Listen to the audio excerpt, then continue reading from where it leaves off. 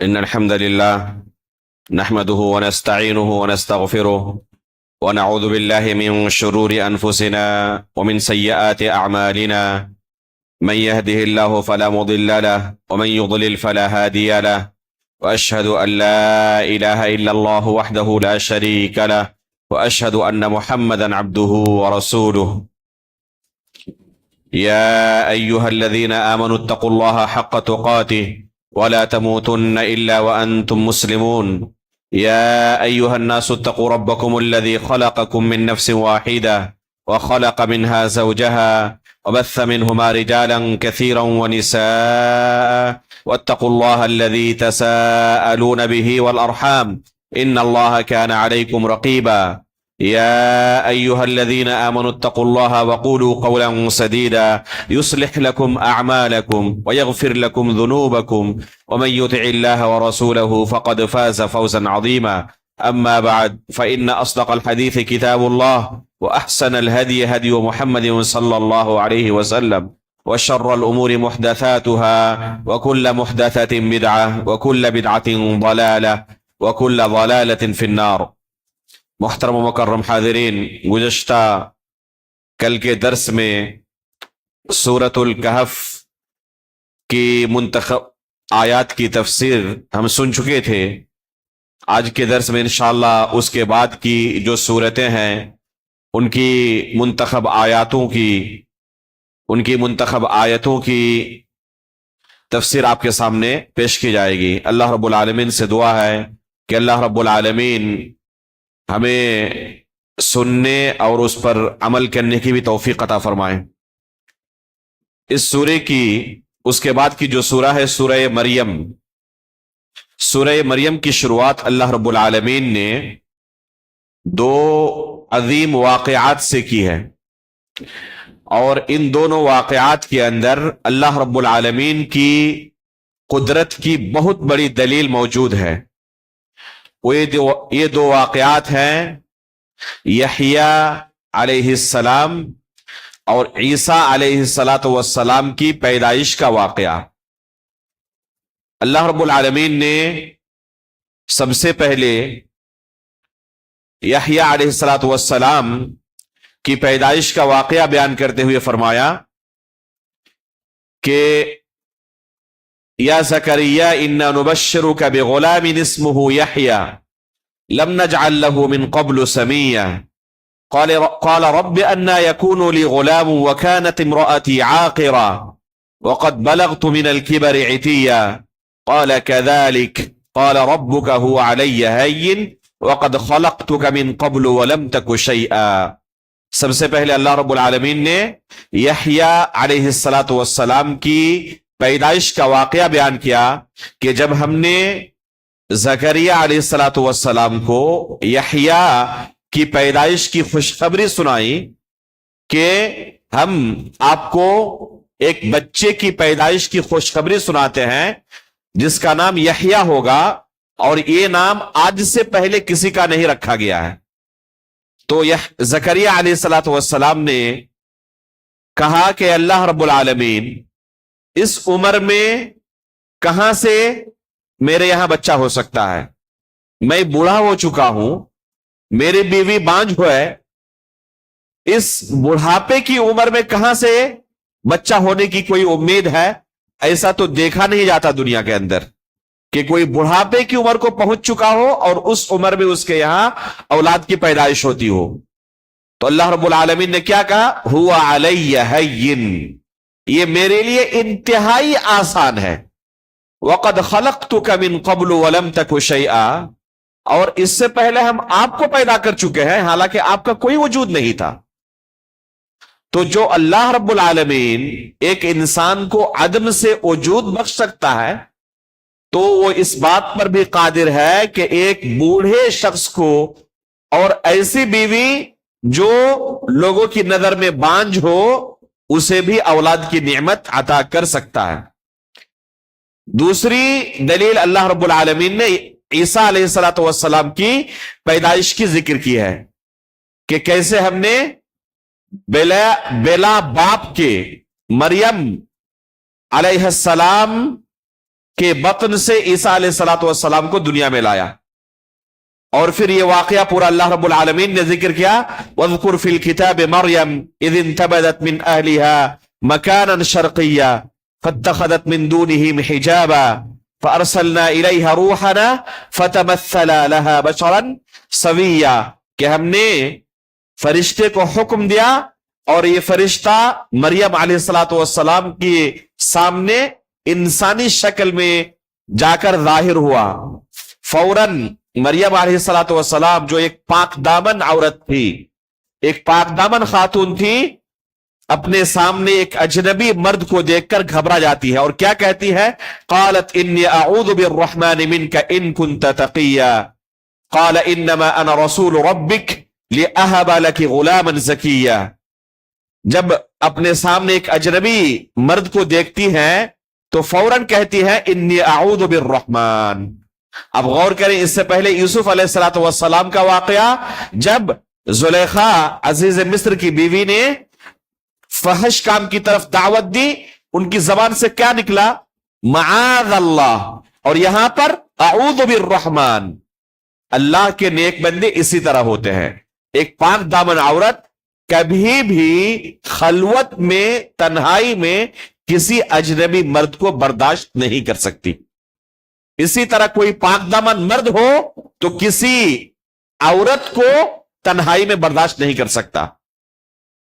یہ وہ لوگ ہوتے ہیں جو اس طرح کے موقع تلاشتے ہیں جن کے دلوں کے اندر مرض ہے. فوراً جیسے ہی اپنے سامنے ایک مرد کو دیکھتی ہے کہتی ہے اعوذ بالرحمن منک ان کنت تقیا. اگر آپ اللہ رب العالمین سے ڈرنے والے ہیں، متقی و پرہیزگار ہیں، تو میں آپ سے اللہ رب العالمین کی پناہ طلب کرتی ہوں، آپ میرے سامنے سے دور ہٹ جائیں. جائز نہیں ہے کہ میں کسی اجنبی مرد کے ساتھ اکیلے تنہائی میں رہوں. تو فوراً وہ فرشتہ مریم علیہ الصلوۃ والسلام کو خوشخبری دیتے ہوئے کہتا ہے انما انا رسول ربک، میں اللہ رب العالمین کی طرف سے قاصد اور پیغمبر بنا کر بھیجا گیا ہوں لأہب لک غلاما زکیا، تاکہ ایک متقی پرہیزگار بچہ آپ کو اللہ رب العالمین کی طرف سے دے سکوں. تو کہتی ہے انا یکون لی غلام ولم یمسسنی بشر ولم اک بغیا. یہی بظاہر صورتیں ہیں کسی کے یہاں بچہ ہونے کے، یا تو اس نے شادی کی ہو یا زنا کیا ہو. بغیر ان دو صورتوں کے کسی کے یہاں بچے کا کوئی امکان نہیں ہے. تو کہتی ہے کیسے میرے یہاں بچے کی پیدائش ہو سکتی ہے؟ قالت انا یکون لی غلام ولم یمسسنی بشر، آج تک مجھے کسی اجنبی مرد نے چھوا تک نہیں. ولم اک بغیا، اور نہ میں کوئی فاحشہ عورت ہوں، نہ میں کوئی زناکار ہوں، نہ میں کوئی فاحشہ ہوں، اور نہ میری شادی ہوئی ہے، نہ کسی اجنبی مرد کو میں نے کبھی اپنے جسم کو ٹچ کرنے کی اجازت دی ہے. تو کیسے میرے یہاں بچے کی پیدائش ہو سکتی ہے؟ اللہ رب العالمین نے مریم علیہ الصلوۃ والسلام کو وہی جواب دیا جو اس سے پہلے زکریا علیہ الصلوۃ والسلام کو اللہ رب العالمین نے جواب دیا تھا. کیا کہا تھا؟ ہوا علیہ ہین. یہاں پر بھی سیم وہی جواب اللہ رب العالمین نے مریم علیہ الصلوۃ والسلام کو دیا. قال كذلك قال ربك هو علیہ ہین، کہ یہ اللہ رب العالمین کے لیے کوئی مشکل کام نہیں ہے، اللہ رب العالمین کے لیے انتہائی آسان ہے. جب یہ آسان ہے تو ایک انسان کی وفات ہو جائے تو اسے دوبارہ پھر زندگی دینا اللہ کے لیے مشکل ہوگا؟ جب ایک انسان کا وجود نہیں، اس کے والد نہیں، اللہ رب العالمین بلا والد کے، بلا باپ کے ایک بچے کی پیدائش کر سکتا ہے، اور یہ اللہ کے لیے انتہائی آسان ہے، تو کیا ایک انسان کی جب وفات ہو جائے تو کوئی کہہ سکتا ہے کہ اللہ رب العالمین کے لیے مشکل ہوگا؟ یہ عقل مند کی بات نہیں ہو سکتی. کوئی مجنون ہو، کوئی پاگل ہو، وہ کہے تو اس کی بات الگ ہو سکتی ہے، لیکن ایک عقل مند کہے کہ کیسے اللہ رب العالمین دوبارہ ایک مردے کو زندہ کر سکتا ہے، تو یہ عقل مند کی بات نہیں ہو سکتی. کوئی بھی چیز پہلی بار اسے تیار کرنا مشکل ہوتا ہے. لیکن ایک مرتبہ تیار ہو جانے کے بعد خراب ہو جائے تو اسے بنانا، ریپیئر کرنا، اس کی اصلاح کرنا یہ انتہائی آسان ہے۔ یہ موبائل ہے، جب تک یہ مارکیٹ میں لانچ نہیں ہوا تھا، کسی میکینک سے جو مارکیٹ کے اندر موبائل وغیرہ ریپیئر کرتے ہیں ان سے کہیں کہ اس طرح کا ایک موبائل بنا کر دو، نہیں دے سکتے، ابھی مارکیٹ میں لانچ ہی نہیں ہوا ہے۔ لیکن آ جانے کے بعد اگر وہ خراب ہو جائے تو اس کو اصلاح کرنے والے، ٹھیک کرنے والے مارکیٹ میں ہزاروں ملتے ہیں۔ تو پہلی بار کسی چیز کو تیار کرنا یہ بہت مشکل ہے، ایک مرتبہ تیار ہو جانے کے بعد خراب ہو جائے اسے ریپیئر کرنا، اصلاح کرنا بڑا آسان ہے۔ تو جو اللہ رب العالمین ہم انسانوں کو عدم سے وجود بخش سکتا ہے، اس کے لیے موت کے بعد دوبارہ زندہ کرنا کوئی مشکل کام نہیں۔ اس کے بعد اللہ رب العالمین نے مریم علیہ الصلوۃ والسلام کے بطن سے عیسیٰ علیہ الصلوۃ والسلام کو پیدا کیا، اور جب وہ پیدائش کے موقع تک پہنچی، ولادت کے موقع تک پہنچی، تو کہنے لگی یا لیتنی مت قبل ھذا وکنت نسیا منسیا، کاش کہ یہ دن آنے سے پہلے ہی میں دنیا سے رخصت ہو جاتی، مر جاتی، اور میں نسیا منسیا ہو جاتی۔ اس کی دو وجہ ہو سکتی ہے۔ ایک وجہ جو ظاہری ہے کہ لوگوں کا میں سامنا کیسے کروں گی، لوگ کہیں گے کہ جب تمہاری شادی نہیں ہوئی تو بچہ کہاں سے آیا، میں لاکھ ان کو دلیلیں دیتی رہوں کہ یہ اللہ رب العالمین کی طرف سے معجزہ ہے، لوگ متہم کریں گے، لوگ تہمت لگائیں گے زنا کی۔ اور ایک پاک دامن مرد یا عورت دونوں، خصوصاً عورت کے لیے یہ بہت ہی مشکل معاملہ ہے کہ پاک دامن ہوتے ہوئے کوئی اس پر زنا کی تہمت لگائے، یہ برداشت سے باہر ہے کہ کوئی پاک دامن ہو اور اس پر زنا کی تہمت لگائی جائے۔ اب غور کریں، اما عائشہ رضی اللہ تعالیٰ عنہ کے اوپر جب زنا کی تہمت لگائی گئی، حالانکہ آپ پاک تھی، تو کیا ان پر بیتی؟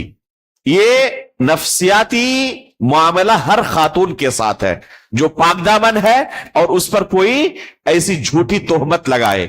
اس لیے اللہ کے رسول صلی اللہ علیہ وسلم خواتین سے جب بیعت لیتی تھی تو جو اہم باتیں ہوتی ان میں ایک یہ کہ کسی بھی پاک دامن پر آپ زنا کی تہمت نہیں لگائیں گے۔ یہ کبیرہ گناہوں میں سے ہے کہ کوئی شخص کسی پاک دامن پر کوئی تہمت لگائے، جھوٹی تہمت لگائے۔ جو اس وجہ سے وہ کہنے لگی کہ کاش یہ دن آنے سے پہلے ہی میں مر جاتی اور میں نسیہ منسیہ ہو جاتی، کسی کو کچھ پتہ ہی نہیں چلتا میرے بارے میں۔ فناداها من تحتها الا تحزني قد جعل ربك تحتك سريا وهزي اليك بجذع النخلة تساقط عليك رطبا جنيا۔ اللہ رب العالمین کی طرف سے آواز آئی، فناداها من تحتها الا تحزني، کہ غم کرنے کی کوئی ضرورت نہیں ہے۔ اللہ رب العالمین جس نے آپ کے بطن میں یہ معجزہ رکھا ہے، اللہ رب العالمین اس کا بندوبست بھی کرنے والا ہے۔ چنانچہ بچے کی پیدائش کے بعد اب ایک خاتون انتہائی کمزور، ایسے ہی خواتین جسمانی طور پر مردوں کے بالمقابل کمزور ہوتی ہے، اوپر سے ولادت کے بعد ایک خاتون انتہائی کمزور ہوتی ہے، اور اللہ رب العالمین کیا حکم دے رہے ہیں؟ حزی الیک بجذع النخلہ، جذع کہتے ہیں تنے کو، کھجور کا جو درخت ہے اس کا جو تنا ہے وہ انتہائی مضبوط ہوتا ہے۔ اللہ رب العالمین حکم دے رہے ہیں کہ اس تنے کو آپ ہلائیں، کھجور کے درخت کے جڑ کو، تنے کو ہلائیں، تساقط علیک رطبا جنیا، آپ کے اوپر یہ کھجور کے شاخوں پر لگے ہوئے جو پھل ہے رطب، یہ آپ کے اوپر گریں گے جو آپ کے لیے غذا ہوگی۔ اب آپ غور کریں کہ کسی مرد کو بھی کہا جائے کہ کھجور آپ کو توڑنا ہے، اس کے لیے اس کے تنے کو ہلائیں، تو ممکن ہے کسی مرد کے لیے؟ اور اللہ رب العالمین ایک خاتون کو حکم دے رہے ہیں، اور وہ بھی کب؟ ولادت کے بعد۔ تو کیا ایک خاتون کے بس کی بات ہے کہ تنے کو ہلا کر کھجور توڑ لے؟ لیکن یہ اللہ رب العالمین کی طرف سے کرامت تھی، اور وہ بھی کون سا لفظ استعمال کیا؟ حزی کا۔ یہاں ایک بلاغت کا پہلو غور کریں، اللہ رب العالمین نے جب جہنمیوں کا واقعہ بیان کیا تو کیا کہا؟ تَعُزُّهُمْ عَزًّا، کہ جہنمیوں کو جب جہنم میں ڈالا جائے گا تو ان کو جھنجھوڑ دیا جائے گا. آپ غور کریں کہ جہنمیوں کو جب جہنم میں ڈالا جائے گا تو ان کو کس قدر جھنجھوڑا جائے گا, اس کی کیفیت کیا ہو سکتی ہے.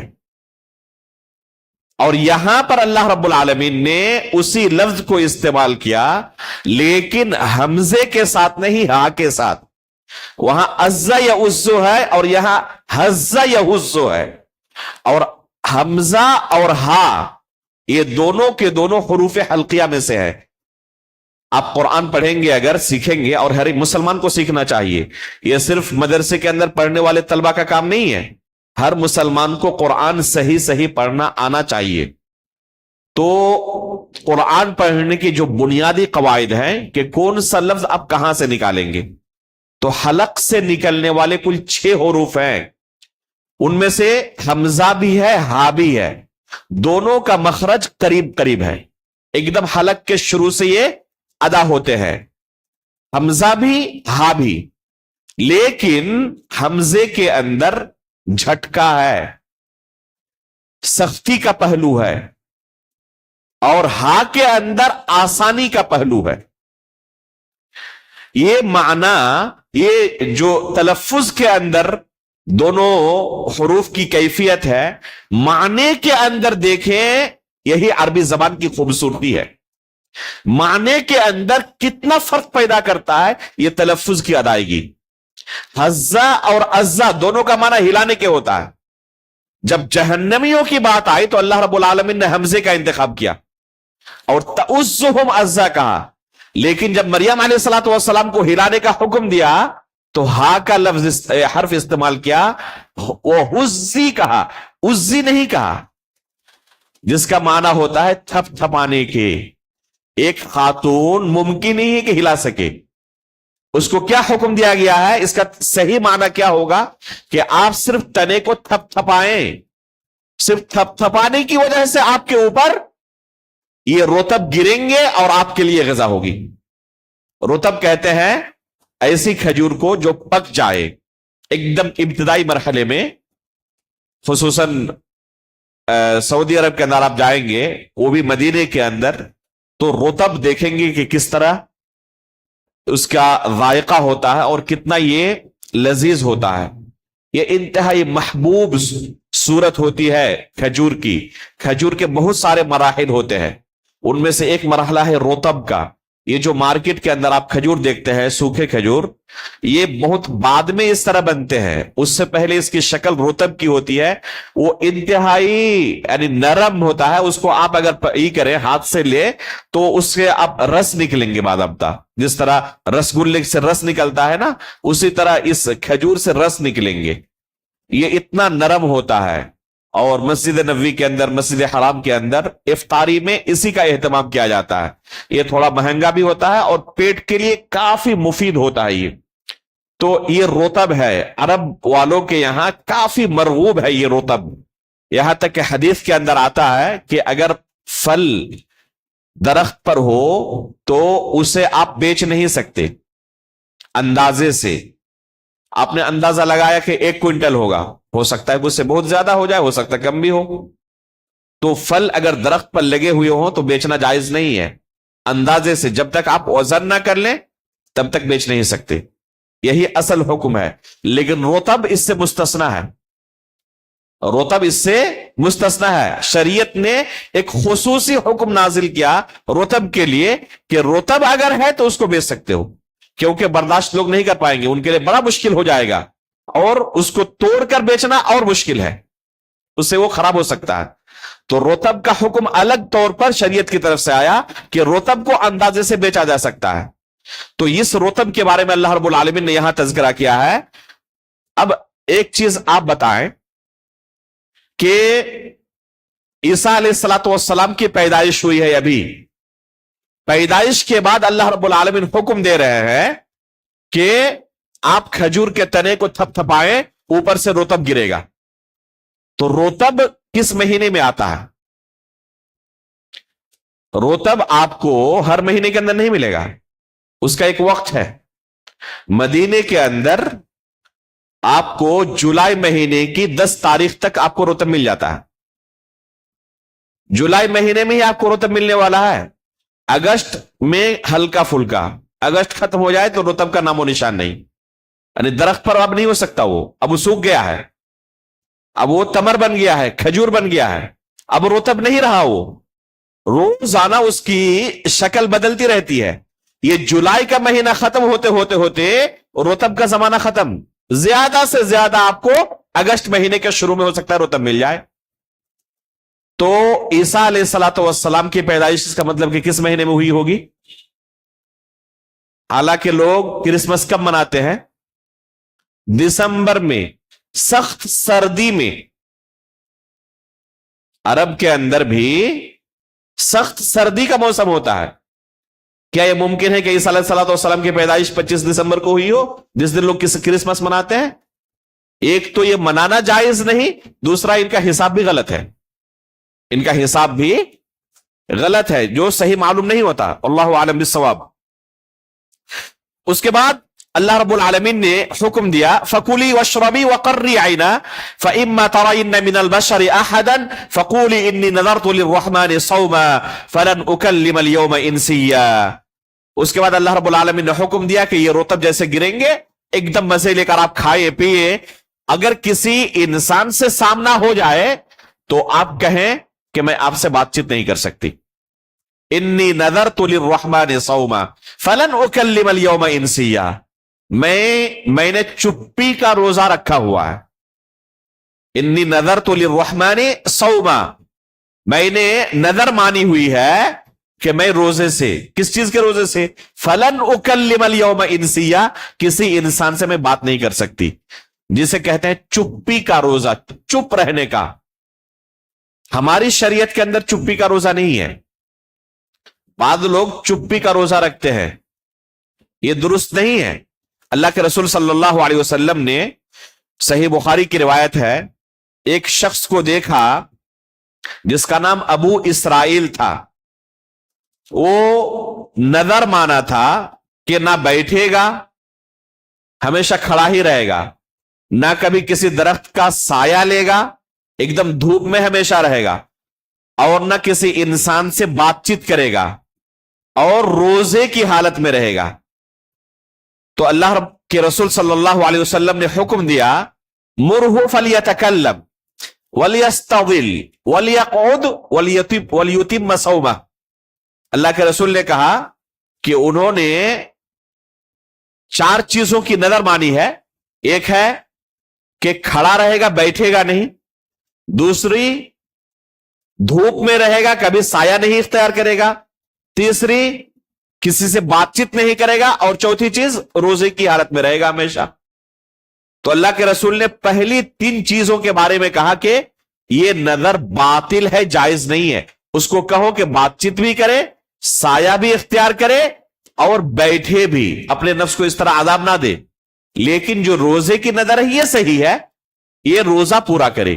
बस एक नजर को दुरुस्त करार दिया, बाकी तीनों नजरों को अल्लाह के रसूल ने क्या बातिल करार दिया। तो यह जायज नहीं है कि कोई इस तरह की नजर माने। अगर मान भी ले तो पूरा नहीं करना है। क्या करना है उसको? वो कफ्फारा अदा करे और फिर अपने नजर को तोड़ दे। उसके बाद लोगों को जब इल्म हुआ कि मरियम अलैहिस्सलातु वस्सलाम के यहां बच्चे की पैदाइश हुई है, बच्चे को लेकर लोगों के पास आई, फअतत बिही कौमहा तहमिलुहु क़ालू या मरियम लक़द जिअति शय्यन फरिया या उख्त हारून मा कान अबूकी इम्रअ सौइन व मा कानत उम्मुकी बग़िया। लोगों ने कहना शुरू किया, ऐ हारून की बहन। ये हारून कौन थे? हारून अलैहिस्सलातु वस्सलाम नबी थे और मरियम उनकी बहन है। या उख्त हारून मा कान अबूकी इम्रअ सौइन, आपके बाद तो आपके वालिद मोहतरम तो कोई बदकार शख्स नहीं थे। वमा कानत उम्मुकी बग़िया, और ना आपकी वालिदा कोई फाहिशा औरत थी। यहां 3 चीजों का तज़किरा है। खिताब किया उख्ते हारून से, ऐ हारून की बहन। और दूसरी बात क्या कहा कि आपके वालिद कोई बदकार आदमी नहीं थे। और तीसरी चीज, आपकी वालिदा भी کوئی فاحش عورت نہیں تھی۔ اس سے کیا پتا چلتا ہے کہ ایک انسان کو اپنے حسب و نسب کا مان رکھنا چاہیے، خیال رکھنا چاہیے کہ میں کون سا آدمی ہوں، میں کیسا ہوں، کس خاندان سے تعلق رکھتا یا رکھتی ہوں، کہیں ایسا نہ ہو کہ میری وجہ سے میرے قوم کے لوگوں کو رسوائی ہو۔ اس آیت کے اندر بہت بڑا درس ہے ایک انسان کو کہ تمہارے اس عمل کی وجہ سے تمہارے والد کو، تمہاری والدہ کو، تمہارے بھائی کو رسوائی کا تو سامنا نہیں کرنا پڑے گا۔ اس لیے قدم ایسا اٹھائے کہ ان کی عزت کے باعث بنے، آپ کی وجہ سے آپ کے والدین کا سر سعادت سے بلند ہو جائے، وہ شرف محسوس کریں، نہ کہ وہ آپ کی وجہ سے ہر جگہ سے منہ چھپاتے پھرے۔ ایک انسان کو اس چیز کا خیال رکھنا چاہیے، اس میں بہت بڑا درس موجود ہے۔ اس کے بعد اللہ رب العالمین نے ایک اور نبی کا تذکرہ کیا، ابراہیم علیہ السلام کا، اور یہ تذکرہ اللہ رب العالمین کی توحید سے متعلق ہے۔ پہلا جو واقعہ اللہ رب العالمین نے، دو واقعات بیان کی، اس میں اللہ رب العالمین کی قدرت کا بیان ہے۔ اب اللہ کی قدرت کے بعد اللہ رب العالمین کی وحدانیت کا تذکرہ ہے ایک دوسرے نبی کی سیرت میں۔ یہ نبی کون ہے؟ ابراہیم علیہ السلام۔ اللہ رب العالمین نے ان کا واقعہ بیان کرتے ہوئے کہا وَاذْكُرْ فِي الْكِتَابِ إِبْرَاهِيمَ إِنَّهُ كَانَ صِدِّيقًا نَبِيًّا إِذْ قَالَ لِأَبِيهِ يَا أَبَتِ لِمَ تَعْبُدُ مَا لَا يَسْمَعُ وَلَا يُبْصِرُ وَلَا يُغْنِي عَنْكَ شَيْئًا۔ ابراہیم علیہ السلام اپنے والد سے، آزر سے مناقشہ کر رہے ہیں، کہہ رہے ہیں یا اے ابا جان، کیوں آپ ایسی چیزوں کی عبادت کرتے ہیں، لما تعبد ما لا يسمع، جو نہ سن سکتے ہیں، ولا يبصر، نہ دیکھ سکتے ہیں، ولا يغني عنك شيئا، اور نہ آپ کو کسی مصیبت سے نجات دے سکتے ہیں۔ اس مناقشے سے کیا دلیل ملتی ہے کہ اگر کوئی معبود ہو تو حقیقی معبود کے اندر یہ صفتیں پائی جانی چاہیے۔ اگر کوئی معبود ہے اور اس کے اندر کوئی عیب ہے تو وہ معبود بننے کا حق نہیں رکھتا۔ جو اپنے نفس سے عیب تک کو دور نہ کر سکے، کیا وہ اس قابل ہے کہ اس کو معبود بنایا جائے؟ جو اپنے نفس سے کوئی مصیبت نہ ٹال سکے، وہ دوسروں کی مصیبتوں کو ٹالنے کی کوئی طاقت رکھ سکتا ہے؟ یا بتری تعبد ما لا يسمع، ابا جان جو سن نہیں سکتے، ولا یبصر، دیکھ نہیں سکتے، ولا یغنی عنک شیئا، آپ کو کسی مصیبت سے نجات نہیں دے سکتے، ایسے معبود کی عبادت کیوں کرتے ہیں؟ آخر ان کے والد اب کیا جواب دیں؟ یہ ایسی چیز ہے جو عقل کو لگنے والی ہے۔ جب کوئی جواب نہیں بڑھا تو کیا کہا کہ یا تو میرے سامنے سے دور ہو جاؤ یا پتھروں کی بارش کروں گا۔ گھر سے باہر نکال دیا۔ چنانچہ ان کے والد نے کھلے لفظوں میں کہا لَإِن لَّمْ تَنْتَهِ لَأَرْجُمَنَّكَ وَاهْجُرْنِي مَلِيًّا، کہ اگر اس طرح ہمارے معبودوں کی عیب جوئی کرنے سے باز نہ آئے تو وَاهْجُرْنِي مَلِيًّا، مجھے تنہا اب چھوڑ دیں، یعنی گھر سے باہر نکل جائیں، اس گھر میں آپ کے لیے کوئی جگہ نہیں ہے۔ چنانچہ ابراہیم علیہ السلام گھر سے باہر نکال دیے جاتے ہیں اس جرم کی بنا پر۔ اس میں ہمارے لیے درس ہے کہ توحید کی دعوت آپ دیں تو اس طرح کی مصیبتیں آپ کی زندگی میں بھی آ سکتی ہے۔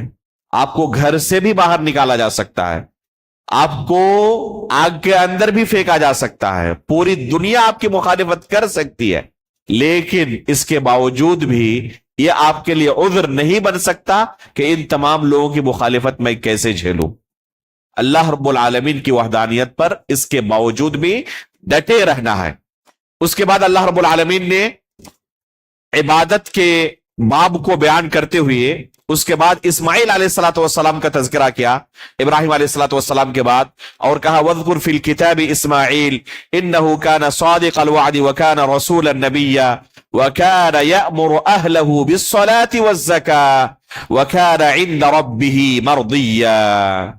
اسماعیل علیہ السلام کا اس کے بعد اللہ کے رب العالمین نے تذکرہ کیا، جن کی نسل سے اللہ کے رسول ہیں، ہم لوگ ہیں، ان کی سیرت میں خصوصی طور پر اللہ تعالیٰ نے دو اہم چیزوں کا تذکرہ کیا۔ وَكَانَ يَأْمُرُ أَهْلَهُ بِالصَّلَاةِ وَالزَّكَاةِ، کہ وہ اپنے اہل و عیال کو، اپنے گھر والوں کو نماز کا اور زکوٰۃ کا حکم دیا کرتے تھے۔ ہم اپنے نفس کا محاسبہ کریں کہ کیا ہم بھی اپنے بچوں کو، اپنے اہل و عیال کو نماز کا حکم دیتے ہیں؟ اگر نہیں دیتے تو اللہ رب العالمین کے پاس پکڑے جائیں گے۔ اللہ کے رسول صلی اللہ علیہ وسلم فرماتے ہیں کہ الا کلکم راعین وکلکم مسئول عن رعیتہ، تم میں کا ہر شخص ذمہ دار ہے اور ہر ایک کو اس کی اپنی ذمہ داری کے بارے میں سوال کیا جائے گا۔ وقفوہم انہم مسئولون، روکا جائے گا قیامت کے دن اور پوچھا جائے گا ہر ایک کے بارے میں۔ تو یہ بہت بڑی مسئولیت ہے جس کے بارے میں ہم سے سوال کیا جائے گا۔ خصوصاً یہ نماز کا جو معاملہ ہے، یہ انتہائی اہم عبادت ہے جو کفر اور اسلام کے درمیان دیوار ہے، فرق کی چیز ہے۔ چنانچہ اللہ رب العالمین نے اس کے بعد ہی چند آیتوں کے بعد کیا کہا؟ فَخَلَفَ مِن بَعْدِهِمْ خَلْفٌ أَضَاعُوا الصَّلَاةَ وَاتَّبَعُوا الشَّهَوَاتِ فَسَوْفَ يَلْقَوْنَ غَيًّا، کہ اس کے بعد کچھ ایسے ناخلف پیدا ہوئے جنہوں نے کیا کیا؟ اضاعوا الصلاۃ، اس نماز کو ضائع و برباد کر دیا، نماز کی پابندی نہیں کی، نماز قائم نہیں کیا، تو ان کا ٹھکانہ کیا ہوگا؟ فسوف یلقون غیا، یہ سب کے سب جہنم رسید ہوں گے۔ بے نمازی کی سزا جہنم ہے۔ اسلام کے اندر یہ تصور نہیں کہ کوئی نماز بھی ترک کرتا رہے اور اپنے آپ کو مسلمان ہونے کا دعویٰ بھی کرتا رہے۔ اس کے بعد اللہ رب العالمین نے ایک آیت کے اندر، انتہائی جامع آیت ہے، توحید کی تینوں قسموں کو بیان کیا ہے۔ قرآن کے اندر بعض آیتیں ایسی ہیں جن کے اندر توحید کی تینوں قسموں کا تذکرہ ہے۔ توحید کی کل کتنی قسمیں ہیں؟ تین قسمیں، ایک ہے توحید ربوبیت، ایک ہے توحید الوہیت، اور ایک ہے توحید اسماء و صفات۔ ربوبیت کا معنی یہ ہے کہ خلق، ملک اور تدبیر میں اللہ خالق ہے، وہی مالک ہے اور وہی پوری دنیا کا چلانے والا ہے۔ اس میں اللہ رب العالمین کو تنہا مانا جائے، اس کا کوئی شریک نہیں ان کاموں کے اندر۔ اور توحید الوہیت کا معنی یہ ہے کہ جب وہی خالق ہے، رازق ہے، چلانے والا ہے، تو عبادت اسی کی جائے، کسی طرح کی کوئی عبادت کسی دوسرے کے لیے نہ کی جائے۔ اور اسماء و صفات کا معنی یہ ہے کہ اللہ رب العالمین کے بہت سارے پیارے پیارے نام ہیں، اللہ رب العالمین کے لیے ان ناموں کو ثابت کرنا اور ان ناموں میں ان کا کوئی شریک و ساجی نہیں عقیدہ رکھنا۔ اسی طرح اللہ رب العالمین کی بے شمار صفات ہیں، ان صفات کو اللہ رب العالمین کے لیے ثابت قرار دینا اور اللہ رب العالمین کے ساتھ ان صفات میں کسی کو شریک و ساجی نہ سمجھنا۔ یہ ہے مختصر الفاظ میں توحید اسماء و صفات کا معنی۔ میں نے اپنی جو کتاب ہے، متن ایک چھوٹا سا 5-6 صفحے کا بس، اعتقاد اہل سنت والجماعہ فی الایمان باللہ تعالی، اس کے اندر اہل سنت والجماعت کا اللہ رب العالمین کے بارے میں کیا عقیدہ ہونا چاہیے، دلائل کی روشنی میں انتہائی مختصر الفاظ میں بیان کیا ہے۔ اگر آخر میں وقت بچا تو انشاءاللہ 2-3 دن کے اندر اس متن کی شرح کی آپ کے سامنے کوشش کی جائے گی۔ اللہ رب العالمین ہمارے اوقات کے اندر برکت عطا فرمائے۔ اس کے بعد اللہ رب العالمین نے انسانوں کو جہنم کے بارے میں بیان کرتے ہوئے کہا کہ تم میں سے ہر ایک کو جہنم سے گزرنا ہی گزرنا ہے۔ وَإِن مِّنكُمْ إِلَّا وَارِدُهَا كَانَ عَلَى رَبِّكَ حَتْمًا مَّقْضِيًّا ثُمَّ نُنَجِّي الَّذِينَ اتَّقَوْا وَنَذَرُ الظَّالِمِينَ فِيهَا جِثِيًّا۔ اللہ رب العالمین جہنم کے اوپر پل صراط کو قائم کریں گے اور ہر شخص کو اس پل صراط کو پار کرنا ضروری ہے۔ اس پل صراط سے ہو کر ہی ایک انسان جنت تک پہنچ سکتا ہے۔ اسی کا تذکرہ اللہ رب العالمین نے یہاں پر کیا کہ پل صراط سے گزرنا ہر ایک کے لیے ضروری ہے۔ اہل سنت والجماعت کے بنیادی عقائد میں سے جو ایمان کے 6 ارکان ہیں، ان میں سے ایک رکن کیا ہے؟ سب سے آخر سے پہلے الایمان بالبعث بعد الموت، موت کے بعد ہمیں دوبارہ زندہ کیا جائے گا، اس پر ایمان رکھنا۔ تو اس کے جو بنیادی عقائد ہیں ان میں سے ایک یہ ہے کہ پل صراط برحق ہے، والصراط حق۔ امام ابن ابی حاتم الرازی رحمہ اللہ نے اصل السنہ و اعتقاد الدین کے اندر اہل سنت والجماعت کا اجماعی عقیدہ نقل کیا ہے کہ پل صراط برحق ہے، اس پر ہم ایمان لاتے ہیں۔ اگر کوئی اس پر ایمان نہ لائے تو اس کے ایمان کے اندر خلل ہے، اس کا اللہ رب العالمین کی یوم آخرت پر ایمان نہیں ہے۔ تو اس آیت کے اندر اللہ رب العالمین نے اس کا تذکرہ کیا، ہر ایک کو پل صراط سے گزرنا ضروری ہے، لیکن جو مؤمن بندے ہوں گے وہ اس سے بچ جائیں گے اور آسانی سے گزر جائیں گے۔ اپنے اپنے عمل کے حساب سے ہر شخص اس پل صراط سے گزرے گا، کوئی بجلی کی رفتار سے، کوئی پلک جھپکتے ہوئے، کوئی کسی طرح گرتے پڑتے، اور کوئی ایسا بھی ہوگا کہ گزر نہیں پائے گا اور یہیں سے جہنم رسید ہو جائے گا۔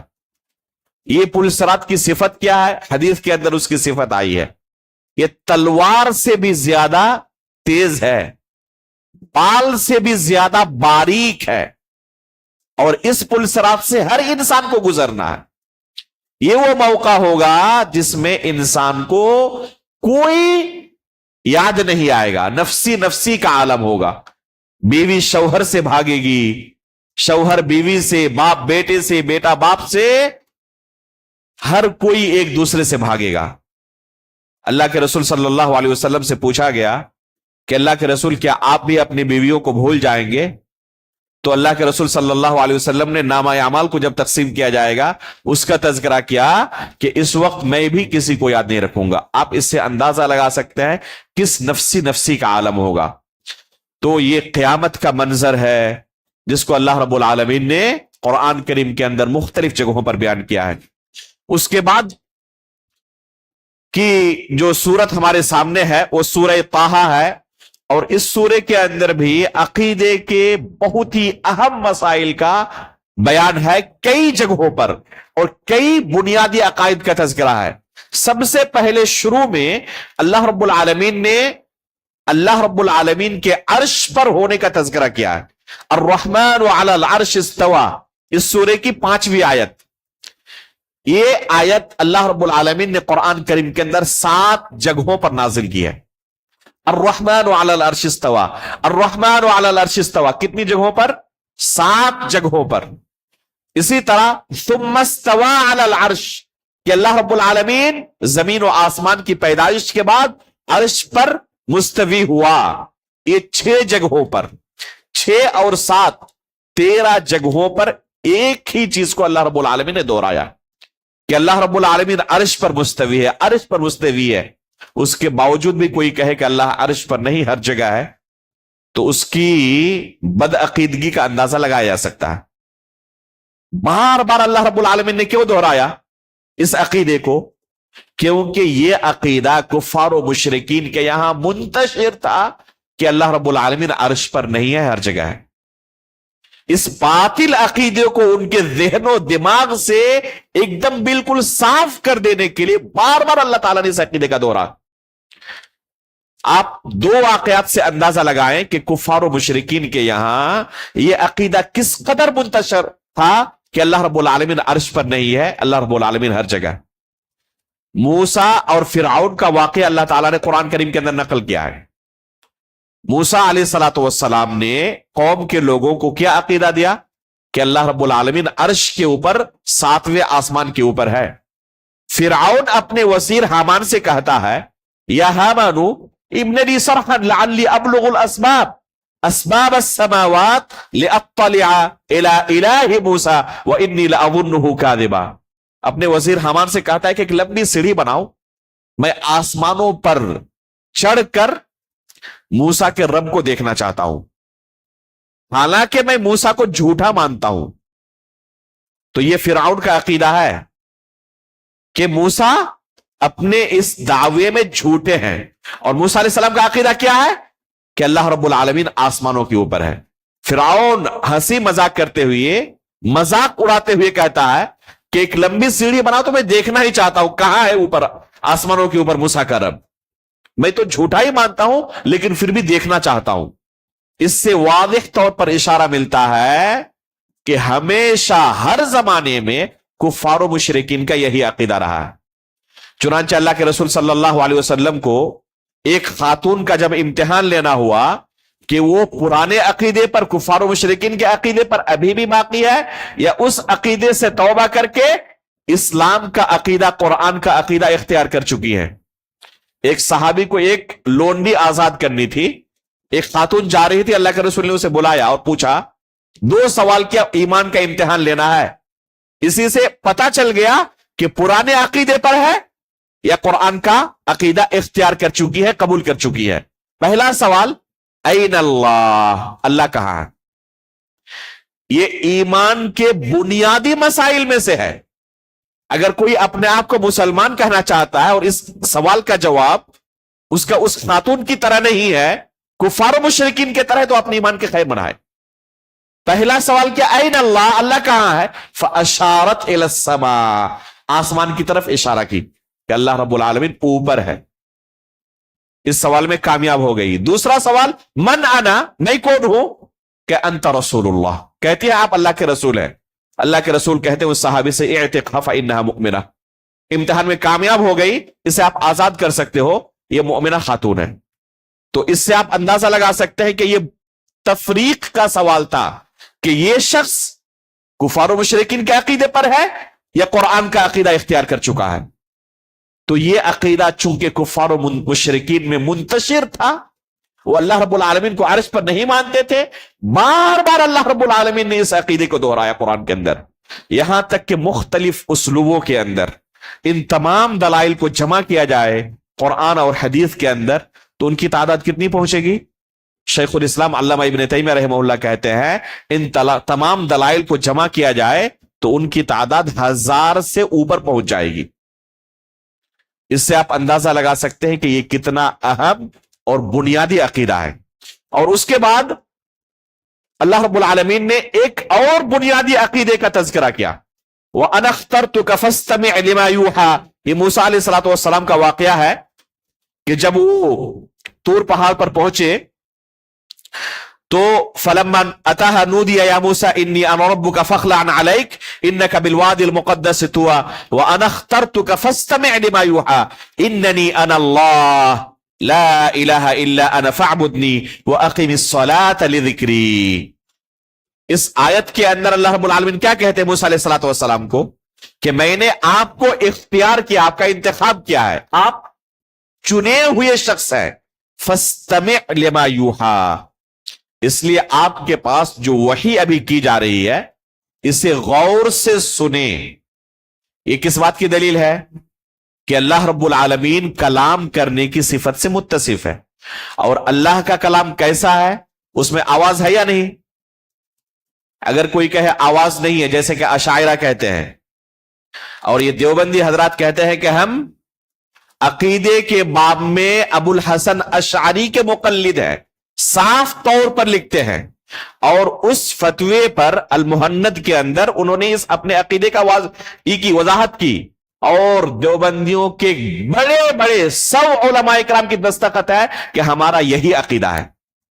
یہ کوئی ڈھکی چھپی بات نہیں، علل اعلان کہتے ہیں. اور اشعریوں کا عقیدہ کیا ہے؟ کہ اللہ رب العالمین کے کلام میں حرف نہیں ہے، صوت نہیں ہے، حروف نہیں ہے، ورڈ نہیں ہے، وائس نہیں ہے، آواز نہیں ہے، صوت نہیں ہے.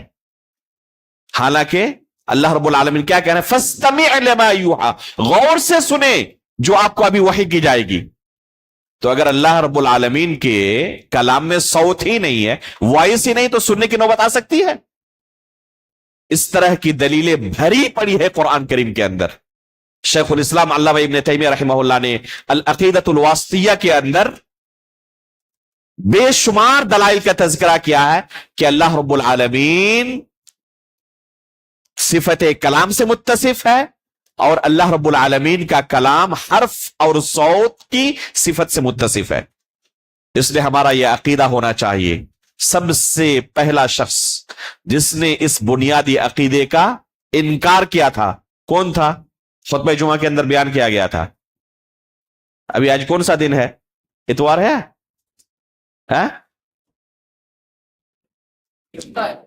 گزشتہ کل ایک دن کی بات ہے، یاد تو ہونا ہی چاہیے. کون ہے پہلا بندہ جس نے اس عقیدے کا انکار کیا تھا؟ اس فتنے کی شروعات کرنے والا کون تھا؟ جسے عراق کے امیر نے عید کے دن لوگوں کے مجمع میں کیا تھا؟ قتل کیا تھا اس باطل عقیدے کی وجہ سے. یہ پہلا بندہ تھا اس امت میں جس نے اس باطل عقیدے کا اعلان کیا تھا. دو عقیدوں کا اعلان کیا تھا کہ اللہ تعالیٰ ہر جگہ نہیں، عرش پر ہونے کا انکار، اور دوسرا کہ اللہ تعالیٰ صفت کلام سے متصف نہیں، یہ قرآن مخلوق ہے، اللہ کا کلام نہیں. یہ کون تھا؟ جعد ابن درہم. جعد ابن درہم. اس لیے ہم کہتے ہیں کہ لکھ لیا کریں، اپنے ذہن پر بہت زیادہ اعتماد نہ کریں، بہت دنوں تک یاد رہنے والا نہیں ہے، ایک دو دن کے بعد بھول جائیں گے. یہ ہم جو آپ کو کہہ رہے ہیں یہ تمام معلومات، یہ آپ کو لگ رہا ہے کہ ایسے ہی ذہن کے اندر بیٹھ گیا ہے. میرے بھائیو، 10 سال تک ان چیزوں کو 10 بار 20 بار پڑھنا پڑا ہے، تب ذہن کے اندر راسخ ہوا ہے. ایک ایک کتاب کو 20 مرتبہ 25 مرتبہ 30 مرتبہ ہم اپنے اساتذہ سے پڑھتے تھے، تب یہ ذہن کے اندر راسخ ہوا ہے. ایک دو مرتبہ سے نہیں ہونے والا. اس لیے لکھا کریں، بار بار پڑھا کریں، یہ بنیادی چیزیں ہیں، ہمیں ان کا علم ہونا چاہیے. جعد ابن درہم پہلے شخص تھے جس نے اس کا پرچار کیا تھا. اس سے اخذ کیا جہم بن صفوان نے. یہ فرقہ جہمیہ کا بانی ہے جہم بن صفوان. اور پھر بعد میں اس عقیدے کو بڑھ چڑھ کر جس نے اعلان کیا تھا، کس نے؟ وہ کون تھا؟ بشر المریسی. بشر المریسی نے اس کا بڑھ چڑھ کر پرچار کیا، یہاں تک کہ خلیفہ ابو جعفر منصور کے دور میں بادشاہ کے لیول تک پہنچ گئے، اور بادشاہ کے ذہن کے اندر بھی اس باطل عقیدے کو ڈال دیا. اور پھر حکومتی پیمانے پر اس کا پرچار شروع ہوا، اور علماء اکرام کو امتحان لینا شروع کیا. انہوں نے جو اس باطل عقیدے کو نہیں مانتا سلاخوں کے پیچھے ڈال دیتے، جیل میں ڈال دیتے، اور ان کو مختلف طرح سے سزائیں دیتے. تو یہ وہ عقیدہ ہے جس عقیدے کی حفاظت کے لیے ہمارے سلف صالحین نے اپنے پیٹھ پر کوڑے کھائے ہیں، اور پھر انہوں نے اس عقیدے کی حفاظت کی ہے. علامہ ابن ابی حاتم الرازی رحمہ اللہ نے اصل السنہ و اعتقاد الدین کے اندر، یہ بہت ہی اہم کتاب ہے، صرف 2 صفحے کی کتاب ہے بس. یہ جو کتاب ہے بار بار میں اس کا تذکرہ کر رہا ہوں، اصل السنہ و اعتقاد الدین، وہ بہت موٹی کتاب نہیں ہے، صرف 2 صفحے کی کتاب ہے، لیکن ایک ایک لفظ کے اندر آپ کو رک کر سمجھنے کی ضرورت ہے. اس میں انہوں نے اہل سنت والجماعت کے عقائد کو بیان کیا ہے. اس زمانے میں پورے اسلامی ممالک کے اندر جہاں بھی مسلمانوں کا وجود تھا، ان کا کیا عقیدہ تھا، اس عقیدے کو انہوں نے ان 2 صفحوں کے اندر بیان کیا ہے. اس لیے اگر ہمیں جاننا ہے کہ ہمارا عقیدہ کیا ہونا چاہیے، سلف صالحین کا عقیدہ کیا تھا، تو اس طرح کے بنیادی رسائل کا ہمیں مطالعہ کرنا چاہیے. علماء کرام کے درس میں بیٹھ کر اس کی شرح سننی چاہیے.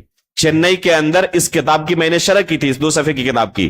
2 دن کے اندر تقریباً 9-10 گھنٹے کا یہ درس ہے، اور اس مسجد کے اندر بعض لوگوں نے کہا کہ ہم نے پورا سنا الحمدللہ. تو موجود ہے یوٹیوب کے اندر، سنے اور اپنے عقیدے کو جانے کہ ہمارا کیا عقیدہ ہونا چاہیے.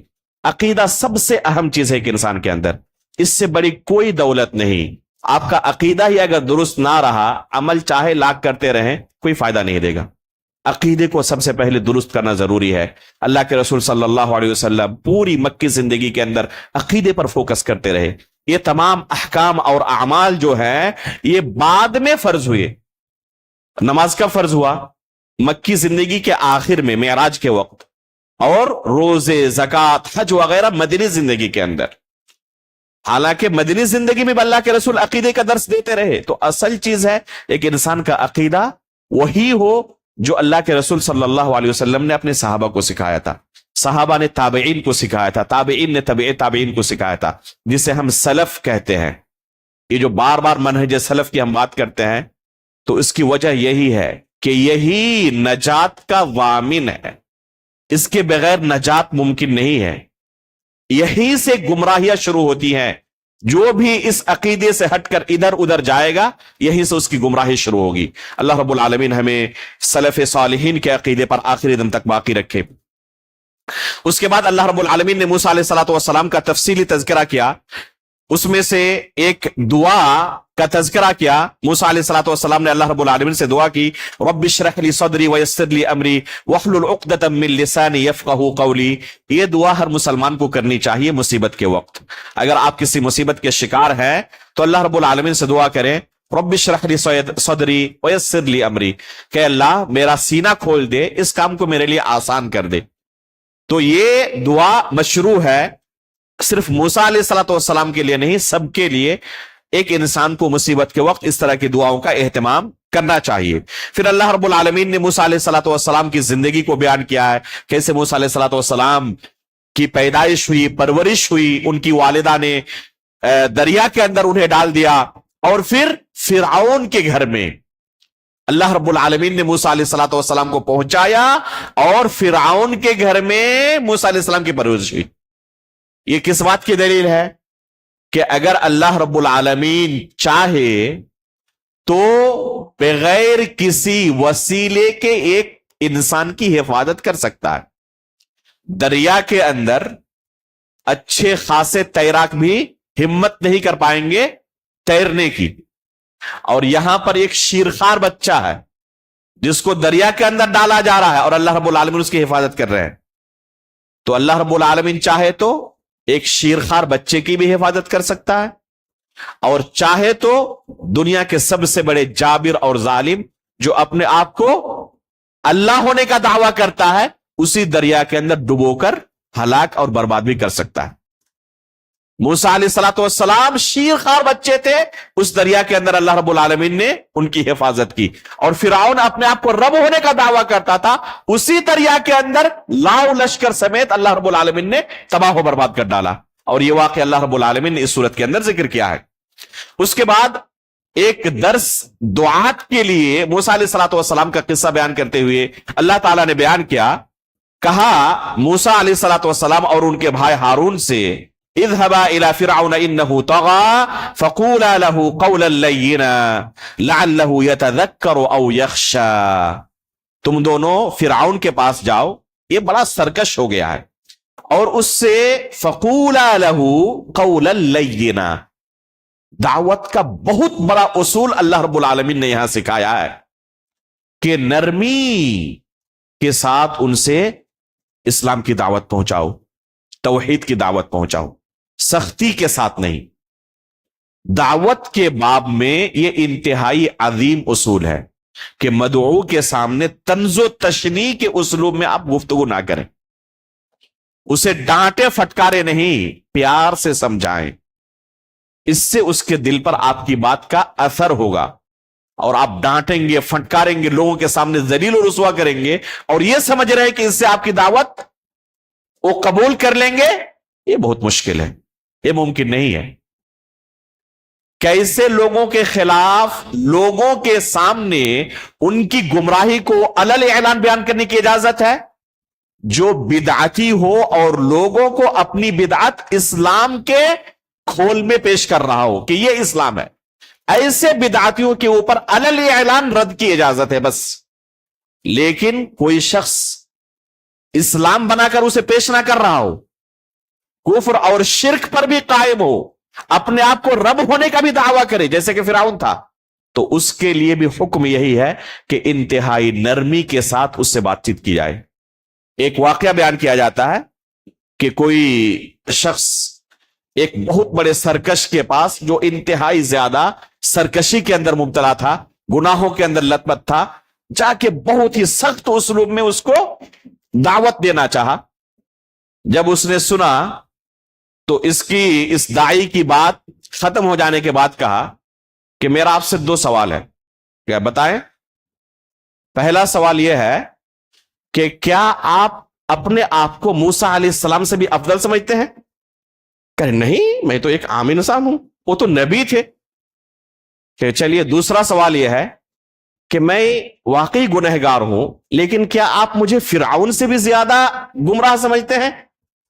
کہ نہیں، فرعون تو اپنے آپ کو رب ہونے کا دعویٰ کرتا تھا، آپ تو کم از کم یہ نہیں کہتے کہ جب آپ موسیٰ سے افضل نہیں، میں فرعون سے زیادہ گمراہ نہیں، تو اس اسلوب میں کیوں بات کر رہے ہیں؟ اللہ تعالیٰ نے فرعون کو دعوت دینے کے لیے جب بھیجا موسیٰ علیہ السلام کو اور ہارون علیہ السلام کو، تو کیا کہا؟ فَقُولَا لَهُ قَوْلًا لَيِّنًا، آپ موسیٰ سے افضل نہیں، میں فرعون سے گیا گزرا نہیں، اس کے باوجود بھی آپ اس طرح ڈانٹ کر مجھے کہہ رہے ہیں؟ تو اس اسلوب سے فائدہ نہیں ہوتا، یہ بہت بڑا درس ہے۔ اس کے بعد اللہ رب العالمین نے جنت کی نعمتوں کے اس سورے کے آخر میں بیان کیا ہے۔ ان نعمتوں میں سے ایک اہم نعمت کا تذکرہ کرنا چاہوں گا، وہ یہ ہے کہ جنت کے اندر ہر چیز کی نعمت انسان کو حاصل ہوگی، لیکن ننگا ہونے کی اجازت نہیں ہوگی۔ کیا کہا اللہ رب العالمین نے؟ ان لک الا تجوع فیہا ولا تعرا۔ کیوں؟ کیونکہ ننگا ہونا کوئی خوبی نہیں ہے۔ یہ آج جو ننگا پن کا دور آیا ہے، اپنے آپ کو جو جتنا زیادہ عریا کر سکے، خصوصاً خواتین کے، یہ دنیا نے ایک تصور دیا ہے لوگوں کو، یہ کوئی نعمت نہیں ہے، یہ کوئی آزادی نہیں ہے، یہ حقیقت میں سزا۔ یہاں تک کہ جنت میں ایک انسان کو جو دنیا میں حرام چیزیں ہیں جیسے شراب، یہ نعمت بھی ملے گی، لیکن اگر کوئی کہے میں ننگا ہونا چاہتا ہوں، اس کی اجازت نہیں ہے، کیونکہ یہ حقیقت میں کوئی نعمت ہے ہی نہیں، یہ سراپا عذاب ہے کہ ایک انسان ننگا ہو جائے۔ تو یہ نعمت اللہ رب العالمین نے جنت کا تذکرہ کرتے ہوئے بیان کیا کہ تمہیں اس دن نہ بھوک محسوس ہوگی اور نہ تم وہاں پر ننگے ہوگے۔ اس کے بعد اللہ رب العالمین نے آخر میں اس سورے کے پھر نماز کا تذکرہ کیا، جس کا تذکرہ ابھی سورہ مریم کے اندر آپ کے سامنے کیا گیا۔ وَأْمُرْ أَهْلَكَ بِالصَّلَاةِ وَاصْطَبِرْ عَلَيْهَا لَا نَسْأَلُكَ رِزْقًا نَحْنُ نَرْزُقُكَ وَالْعَاقِبَةُ لِلتَّقْوَىٰ، کہ اپنے اہل و عیال کو آپ نماز کی تلقین کریں۔ وَأْمُرْ أَهْلَكَ بِالصَّلَاةِ، اپنے گھر والوں کو نماز کا حکم دے، صرف یہ نہیں کہا کہ نماز کا حکم دے، وَاصْطَبِرْ عَلَيْهَا، اور حکم دینے کے ساتھ ساتھ اس پر جمے رہیں، صبر کرنے کے ساتھ ساتھ جمے رہیں۔ ایسا نہیں کہ ایک ہفتے تک بہت زیادہ زور دیا اس کے بعد نرم پڑ گیا، نہیں۔ بچے کی عمر 7 سال کی ہو گئی ہے، نماز کا حکم دیں اسے، کب تک؟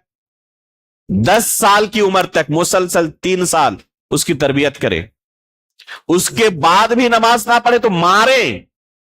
یہ اتنی اہم عبادت ہے کہ کسی دوسری عبادت کے لیے اللہ رب العالمین نے اتنا لمبا کورس نہیں رکھا، اتنا سخت حکم نہیں دیا ہے، لیکن نماز کے تعلق سے کہا کہ نماز کا حکم دیں اور صبر کے ساتھ جمے رہیں، روزانہ تلقین کریں، روزانہ تلقین کریں۔ ہم اپنے نفس کا جائزہ لیں، کیا حقیقت میں ہم اپنے بچوں پر نظر رکھتے ہیں؟ ہمارے بچے، ہمارے گھر والے نماز پڑھتے ہیں؟ بیوی بچے نمازی ہیں یا نہیں ہیں؟ اگر نہیں ہے اور ہم نماز پڑھ رہے ہیں اور یہ سوچ رہے ہیں کہ ہمیں نجات مل جائے گی، تو یہ بہت بڑی خام خیالی ہے۔ صرف آپ کا نمازی ہو جانا کافی نہیں ہے، اپنے گھر والوں کو نمازی بنائیں، ان کو حکم دیں کہ وہ بھی نماز پڑھیں، روزانہ حکم دیں۔ ہمارے استاد مدینہ یونیورسٹی کے فضیلت الشیخ فضیلت الدکتور ابراہیم نور سیف حفظہ اللہ، جو اب ریٹائر ہو چکے ہیں، وہ اس عمر میں پہنچنے کے بعد بھی اپنے بچوں کو ہر نماز کے لیے فون کرتے ہیں۔ بچے سب بڑے ہو چکے ہیں، اپنی فیملی کے ساتھ الگ الگ گھروں میں رہتے ہیں، ان کی اپنی اپنی فیملی ہے، یہ بڑھاپے کی عمر پر پہنچنے کے بعد ریٹائر ہو چکے، اب آج بھی ہر نماز میں، 5 وقتہ نمازوں میں اپنے تمام بچوں کو فون لگاتے ہیں کہ عمر اذان ہو چکی ہے، نماز کے لیے نکلو۔ یہ بچے کون ہیں؟ عام لوگ ہیں؟ یہ بچے بھی یونیورسٹی کے پروفیسر ہیں۔ یہ جن کا نام لیا عمر، یہ بھی ہمیں حدیث کا، اصول حدیث کا مادہ پڑھائے تھے۔ یہ خود مدینہ یونیورسٹی کے اندر، جامعہ اسلامیہ کے اندر پروفیسر ہیں۔ یہ ڈر نہیں کہ وہ نماز نہیں پڑھیں گے، لیکن اللہ تعالیٰ نے حکم دیا ہے نا وَأْمُرْ أَهْلَكَ بِالصَّلَاةِ، اس آیت پر عمل کرنا چاہتے ہیں. ایک دن 2 دن بوڑھے ہو چکے آج تک ہر نماز میں اپنے بچوں کو فون کرتے ہیں. دوسرا مقصد ان کا یہ ہے کہ اس سے بچوں کے ساتھ رشتہ روزانہ برقرار رہے گا. ایسا نہیں ہوگا کہ 1 مہینے ہو چکے اور والدین کی خبر ہی نہیں ہے، بچوں کی خبر ہی نہیں ہے. اس سے ہمیشہ رشتہ برقرار رہے گا، ایک دوسرے کے ساتھ بات چیت جاری رہے گی. تو کتنا بہترین اللہ رب العالمین نے اسلوب سکھایا ہے. وَأْمُرْ أَهْلَكَ بِالصَّلَاةِ وَاصْطَبِرْ عَلَيْهَا. اس کے بعد کی جو سورت ہے آج جس کی ہم نے تلاوت سنی، اقترب للناس حسابهم وهم في غفلة معرضون، اس آیت سے اس کی شروعات ہوتی ہے جس میں اللہ رب العالمین نے غفلت کے اندر پڑے لوگوں کو جھنجھوڑا ہے اور کہا ہے کہ خواب غفلت سے آپ بیدار ہو جاؤ، حساب کا وقت بہت قریب آ چکا ہے. اقترب للناس حسابهم، کہ لوگوں کے حساب کا وقت انتہائی قریب آ چکا. وَهُمْ فِي غَفْلَةٍ مُعْرِضُونَ، اس کے باوجود یہ غفلت کے شکار ہیں اور اعراض کر رہے ہیں. انہیں کوئی خبر نہیں ہے، یہ سوچ رہے ہیں ابھی تو ہماری عمر بہت لمبی ہے، فلاں کی وفات ہو گئی ایک دم جوانی میں، ان کی ہوئی ہماری نہیں ہوگی. یہ شیطان ہر ایک کو کیا کرتا ہے، یہ دلاسا دلاتا ہے کہ ان کی جوانی میں وفات ہو گئی لیکن تمہاری عمر 90 سال کی تک ہے، ابھی بہت دن رہنے والے ہو. تو یہ حقیقت میں شیطان کا وسوسہ ہے. اللہ رب العالمین نے اس آیت کے اندر ہمیں جھنجھوڑا ہے کہ اللہ رب العالمین کے سامنے حساب کے لیے ہمیشہ تیار رہو. پتہ نہیں وقت کب آ جائے، ہو سکتا ہے آج ہی آ جائے، ہو سکتا ہے 10-20 سال بعد آئے، لیکن ہمیشہ ایک انسان کو اس کے لیے تیار رہنا چاہیے. اس کے بعد اللہ رب العالمین نے اپنی وحدانیت کی ایک بہت بڑی دلیل ذکر کی ہے جسے دلیل تمانع کہتے ہیں. لو کان فیہما آلہۃ الا اللہ لفسدتا، کہ اللہ کے علاوہ کوئی اور بھی اگر رب ہوتا، الہ ہوتا، معبود ہوتا تو اس زمین کا نظام، اس دنیا کا نظام درہم برہم ہو جاتا، دونوں آپس میں فتنہ و فساد کے شکار ہو جاتے. ایک نظم آپ نے سنی ہوگی، بہت مشہور ہے، اگر دو خدا ہوتے سنسار میں، لفظ خدا مناسب نہیں اللہ کے لیے، اس لیے یہاں پہ اللہ کر لے. دونوں بلا ہوتے سنسار میں، خطرناک ہوتا زمانے کا رنگ، ہوا کرتی ہر روز دونوں میں جنگ. بہت مشہور نظم ہے. تو اس کا خلاصہ کیا ہے کہ اگر 2 اللہ ہوتے تو یہ ممکن ہی نہیں ہوتا، ایک سے زائد اللہ کا ہونا. کیونکہ اگر 2 مان لیتے ہیں تو اس اللہ پر اس کی حکومت چلتی ہے نہیں چلتی؟ 2 حال سے خالی نہیں. اگر چلتی تب یہ اللہ نہیں ہو سکتا جس پر کسی دوسری کی حکومت چلے، اور اگر نہ چلتی اس کی حکومت اس پر تو یہ اللہ نہیں ہو سکتا کہ کوئی ایسی بھی چیز ہے جس پر اس کی حکومت نہ چلے. ایک سمپل لاجک ہے کہ 2 الہ نہیں ہو سکتے، الہ فقط ایک ہی ہو سکتا ہے. اب کوئی اگر کسی کو الہ سمجھ رہا ہے، کسی کو معبود سمجھ رہا ہے، تو دیکھیں اس کے اندر الہ ہونے کی صفت ہے یا نہیں ہے، کیا اس کی حکومت ہر ایک پر چلتی ہے یا نہیں چلتی ہے. اگر نہیں چلتی تو الہ نہیں ہو سکتا، اور حکومت فقط ایک اللہ کی چلتی ہے. اس لیے اللہ فقط ایک ہے. یہ انتہائی واضح اور آسان سا اصول ہے، لاجک ہے، جسے ہر عقل مند آسانی سے ادراک کر سکتا ہے. اس کے بعد اللہ رب العالمین نے یونس علیہ الصلوۃ والسلام کا، ابراہیم علیہ الصلوۃ والسلام کا تذکرہ کیا. آج فجر کے درس میں یہی یونس علیہ الصلوۃ والسلام کا قصہ آپ کے سامنے بیان کیا گیا تھا کہ وہ اپنے قوم سے ناراض ہو کر جب چلے گئے تو کشتی پر جا رہے تھے. لوگوں نے کہا کہ یہ کشتی ڈوب رہی ہے، کسی کو گرانا ضروری ہے. کیا کیا آپس میں قرآن اندازی کی، یونس علیہ الصلوۃ والسلام کا نام نکلا. فکان من المدحضین، تو لوگوں نے انہی کو دریا کے اندر گرا دیا، اور جیسے ہی گرایا فالتقمہ الحوت وہو ملیم، کیا ہوا؟ مچھلی نے انہیں نگل لیا، مچھلی کے پیٹ میں چلے گئے. وَظَنُّونَ إِذْ ذَهَبَ مُغَاضِبًا فَظَنَّ أَن لَّن نَّقْدِرَ عَلَيْهِ فَنَادَىٰ فِي الظُّلُمَاتِ أَن لَّا إِلَٰهَ إِلَّا أَنتَ سُبْحَانَكَ إِنِّي كُنتُ مِنَ الظَّالِمِينَ. اس دعا کو یاد کر لیں، لا الہ الا انت سبحانک انی کنت من الظالمین. مصیبت سے نجات کی دعا ہے یہ. یونس علیہ الصلوۃ والسلام کو اللہ رب العالمین نے اسی دعا کی برکت سے اس مصیبت سے نجات دی. کہا اللہ تعالیٰ نے کہ اگر یہ دعا نہ کر رہے ہوتے تو قیامت تک مچھلی کی پیٹ میں ہی رہتے. اس کے بعد آخری آیت ایک دم آخر میں جو اللہ رب العالمین نے اس سورے کے اندر بیان کیا ہے وہ رسول اللہ صلی اللہ علیہ وسلم کی صفت سے اس سورے کا اختتام کیا ہے، وَمَا أَرْسَلْنَاكَ إِلَّا رَحْمَةً لِّلْعَالَمِينَ، کہ اے رسول ہم نے آپ کو دنیا والوں کے لیے رحمت بنا کر بھیجا ہے۔ اللہ کے رسول سراپا رحمت تھے اور آپ کی زندگی ہمارے لیے اسوہ حسنہ ہے۔ سیرت کے درس میں اللہ کے رسول کی انہی صفات کو اجاگر کیا جاتا ہے، تو اللہ کے رسول صلی اللہ علیہ وسلم کی زندگی سے ہمیں سبق حاصل کرنا چاہیے۔ ہر موڑ پر اللہ کے رسول کی زندگی ہمارے لیے اسوہ کاملہ ہے، اسوہ حسنہ ہے۔ اللہ رب العالمین سے ہم دعا کرتے ہیں کہ جن چیزوں کو آج کے درس میں جو میسج اللہ رب العالمین کا ہم نے سنا، اللہ رب العالمین ان تمام پیغامات پر آخری سانس تک ہمیں عمل کرنے کی توفیق عطا فرمائے، آمین۔ تقبل یا رب العالمین، وصلی اللہ علی نبینا محمد، سبحانک اللہم و بحمدک، اشہد ان لا الہ الا انت، استغفرک و اتوب الیک۔